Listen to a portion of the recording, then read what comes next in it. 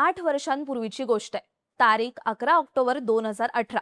उत्तराखंडच्या ऋषिकेश इथल्या एम्समध्ये पर्यावरण तज्ज्ञ आणि सामाजिक कार्यकर्ते GD अगरवाल यांचा मृत्यू झाला। कारण ठरलं अगरवाल यांचं आमरण उपोषण। 86 वर्षीय GD अगरवाल यांनी 22 जूनला हरिद्वार येथे गंगा नदीला वाचवण्यासाठी उपोषणाला सुरुवात केली होती। त्यांचं उपोषण तब्बल 111 दिवस चाललं, पण या दरम्यान सरकारनं त्यांच्याकडे पूर्णपणे दुर्लक्ष केलं। सरकारकडून कोणताही प्रतिसाद मिळत नसल्याचं पाहून अगरवाल यांनी 9 ऑक्टोबरला पाणी पिणंही बंद केलं। या परिस्थितीत 11 ऑक्टोबरला त्यांना अचानक हार्ट अटॅक आला, ज्यामध्ये त्यांचा मृत्यू झाला। त्यावेळी केंद्रात आणि उत्तराखंडमध्येही भाजपचं सरकार सत्तेत होतं। आता 8 वर्षांनी दिल्लीतही असंच काहीसं घडतंय। दिल्लीच्या जंतर मंतरवर प्रसिद्ध शास्त्रज्ञ आणि सामाजिक कार्यकर्ते सोनम वांगचुक मागच्या 17 दिवसांपासून उपोषणाला बसलेत। मागणी आहे शिक्षण मंत्री धर्मेंद्र प्रधान यांचा राजीनामा। पण अगरवाल यांच्याप्रमाणेच सरकारनं वांगचुक यांच्या उपोषणाकडेही पूर्णपणे दुर्लक्ष केलंय। मागच्या 17 दिवसात वांगचुक यांचं वजन तब्बल 8 किलोंनी कमी झालंय। परिस्थिती अशी आहे की जर उपोषण लवकर थांबलं नाही तर वांगचुक यांचा जीवही धोक्यात येऊ शकतो। जंतर मंतरवर नक्की काय घडतंय, सोनम वांगचुक यांच्या आंदोलनाची काय स्थिती आहे, सरकारनं आंदोलनाबाबत काय भूमिका घेतली आहे, जर सरकारनं प्रतिसाद दिला नाही तर आंदोलनाचं भविष्य काय, सगळं जाणून घेऊया या व्हिडिओच्या माध्यमातून। नमस्कार, मी रुचिता आणि तुम्ही बघताय भोल व्हिडिओ। नीट पेपर फुटीनंतर शिक्षण मंत्री धर्मेंद्र प्रधान यांच्या राजीनाम्याची मागणी घेऊन सोशल मीडियावरती कॉकरोच जनता पार्टीची स्थापना झाली। सुरुवातीला सोशल मीडियावर कॅम्पेन चालवल्यानंतर कॉकरोच पार्टी जमिनीवरती उतरली। दिल्लीसह पुणे, लखनौ, हैदराबाद, बँगलोर, नागपूर, जयपूर या शहरांमध्ये आंदोलनं झाली। शेवटी 20 जून पासून दिल्लीच्या जंतर मंतरवर मोठं आंदोलन सुरू झालं। हळूहळू आंदोलनाला चांगला प्रतिसाद मिळायला लागला। सोनम वांगचुक हे सुरुवातीपासून या आंदोलनाशी जोडलेले होते। 25 जूनला त्यांनी एका व्हिडिओ मेसेजद्वारे सरकारला इशारा दिला। सरकारनं देशात होत असलेल्या पेपर फुटीची जबाबदारी घ्यावी असं वांगचुक यांनी म्हटलं। त्यांनी सरकारला प्रतिसाद देण्यासाठी 27 जून पर्यंतची मुदत दिली होती, पण सरकारकडून काहीही प्रतिसाद आला नाही। शेवटी 28 जून पासून वांगचुक यांनी जंतर मंतरवर उपोषणाला सुरुवात केली। त्यांच्यासोबत ऑल इंडिया स्टुडंट्स असोसिएशनचे 6 विद्यार्थीही उपोषणाला बसले। आता त्यांचं हे उपोषण मागच्या 17 दिवसांपासून सुरू आहे, पण अजूनही सरकारकडून त्यांना कोणताही प्रतिसाद मिळालेला नाही। सोनम वांगचुक यांचं उपोषण सुरू झाल्यानंतर आंदोलनस्थळी गर्दी जमायला लागली। पुढच्या काही दिवसातच शेकडो विद्यार्थी, पालक, परीक्षा देणारे उमेदवार, युवा आणि शेतकरी नेते तसंच दिल्लीच्या आजूबाजूच्या खाप पंचायतचे नेते जंतर मंतरवर एकत्र आले। यावेळी आंदोलनाच्या ठिकाणी होणारी गर्दी रोखण्यासाठी दिल्ली पोलिसांनी पाणी आणि स्वच्छतेची सुविधा रोखल्याचा आरोपही कॉकरोच पार्टीकडून करण्यात आला। दुसऱ्या आठवड्यापर्यंत या आंदोलनाला काही राजकीय नेत्यांनी भेटी दिल्या। आपच्या नेत्या आतिशी, केरळच्या माजी मंत्री के शैलजा, KN बालगोपाळ यांच्यासारखे नेते आंदोलनाला पाठिंबा द्यायला पोहोचले। आंदोलन अशा प्रकारे सुरू असताना इकडे सोनम वांगचुक यांचं उपोषणही चालूच होतं। 11 जुलैला वांगचुक यांच्या उपोषणाला 14 दिवस पूर्ण झाले, पण तेव्हापासून त्यांची तब्येत बिघडायला लागली। 11 जुलैला आयोजकांनी सोनम वांगचुक यांच्या तब्येतीची माहिती दिली।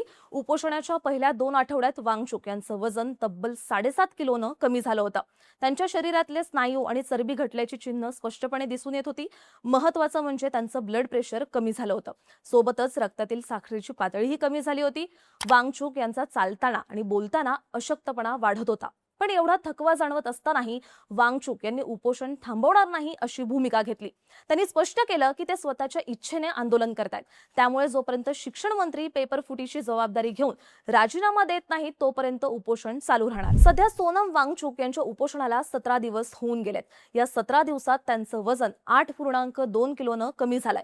त्यांच्या रक्तातल्या साखरेचं प्रमाण वेगानं कमी होऊन ते 67 mg/डेसिलिटर पर्यंत आलंय। त्यांचं ब्लड प्रेशरही सातत्यानं कमी होतंय। आंदोलकांच्या म्हणण्यानुसार उपोषणामुळे सोनम वांगचुक यांना प्रचंड अशक्तपणा आलाय, ज्याचा परिणाम त्यांच्या चालण्यावर आणि बोलण्यावरतीही होतोय। कॉकरोच जनता पार्टीचे फाउंडर अभिजित दिपके यांनी सोनम वांगचुक यांची तब्येत चिंताजनक असल्याचं म्हटलंय। वांगचुक यांना चक्कर येतेय, थकवा जाणवतोय, अशक्तपणामुळे तीव्र शारीरिक वेदना होत आहेत, अशी माहिती अभिजित दिपके यांनी दिली आहे। कॉकरोच पार्टीचे प्रवक्ते सौरव दास यांनी सोशल मीडियावर जाहीरपणे म्हटलंय की सोनम वांगचुक आणखी किती काळ हे सहन करू शकतील हे आम्हाला माहिती नाही। सगळ्यांना त्यांची प्रचंड काळजी वाटतेय। परिस्थिती दिवसेंदिवस गंभीर होत चालली आहे। वांगचुक यांच्या जीवाला धोका निर्माण होईल या भीतीनं आम्ही त्यांना उपोषण थांबवण्याची विनंती केली असल्याचं अभिजित दिपके यांनी सांगितलंय। पण सोनम वांगचुक त्यांच्या भूमिकेवरती ठाम आहेत. मला उपोषण थांबवायला सांगू नका, सरकारला विचारा की ते चर्चा का करत नाही, असं सोनम वांगचुक यांचं म्हणणं आहे. तसं पाहिलं तर सुरुवातीला कॉक्रोच जनता पार्टीचं आंदोलन आणि सोनम वांगचुक त्यांच्या उपोषणाला राजकीय नेते किंवा सेलिब्रिटींचा फारसा पाठिंबा मिळाला नाही. पण मागच्या काही दिवसांपासून परिस्थिती बदलायला लागली आहे. आता अनेक नेते आणि सेलिब्रिटी वांगचुक यांच्या समर्थनार्थ पुढे येत आहेत. सोमवारी उद्धव ठाकरे यांनी पत्रकार परिषद घेऊन सोनम वांगचुक यांच्या आंदोलनाला जाहीर पाठिंबा दिला. वांगचुक यांनी त्यांच्या आरोग्याचा विचार करून उपोषण मागे घ्यावं असं आवाहन उद्धव ठाकरेंनी केलंय. तसंच शिवसेनेचे खासदार संसदेच्या आगामी पावसाळी अधिवेशनात हा मुद्दा उपस्थित करतील असं देखील त्यांनी म्हटलंय. तृणमूल काँग्रेसच्या खासदार महुआ मोइत्रा यांनीही वांगचुक यांना उपोषण सोडण्याचं आवाहन केलंय. एवढंच नाही तर आता बॉलिवूड सेलिब्रिटीही हळूहळू वांगचुक यांना समर्थन देण्यासाठी पुढे येत आहेत. 3 इडियट्स मूव्हीमध्ये चतुर रामलिंगमची भूमिका साकारणारा अभिनेता ओमी वैद्य यानं सोशल मीडियावरती एक इमोशनल व्हिडिओ शेअर केला. या व्हिडिओत तो म्हणाला की सोनम वांगचुक यांचा मृत्यू व्हावा असं मला वाटत नाही.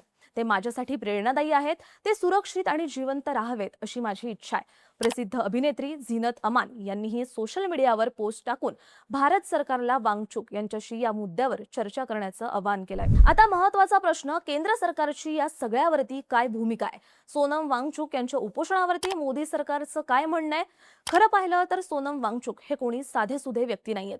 लडाखमध्ये त्यांनी केलेल्या कार्याची दखल फक्त भारतातच नाही तर जगभरात घेण्यात आली आहे. आशिया खंडाचा नोबेल म्हटला जाणारा रॅमन मॅग्सेसे पुरस्कार त्यांना मिळालाय.